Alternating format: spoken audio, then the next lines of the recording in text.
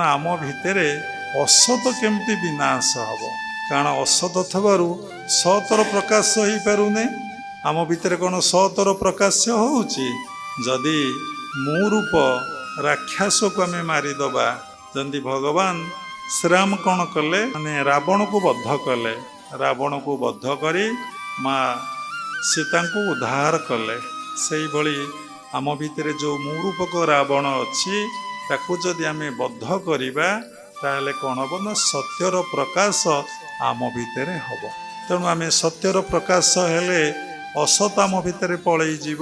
ଯେମିତି ଆଲୋକ ଆସିଲେ ଅନ୍ଧକାର ଚାଲିଯାଏ, ସେଇଭଳି ଜ୍ଞାନ ରୂପକ ଆଲୋକ ଆସିଲେ ଅଜ୍ଞାନ ରୂପକ ଅନ୍ଧକାର ଆମ ଭିତରୁ ଚାଲିଯିବେ। ସେଇ କଥା ପ୍ରଥମରୁ ହିଁ କ୍ରିୟା ଯୋଗ ଶିକ୍ଷା ଦିଏ। କ'ଣ ଶିକ୍ଷା ଦିଏ ନା ତୁମେ ଆତ୍ମା, ତୁମେ ଦେହ ନୁହେଁ ଦେହୀ, ନିଜକୁ ଅନୁଭବ କର।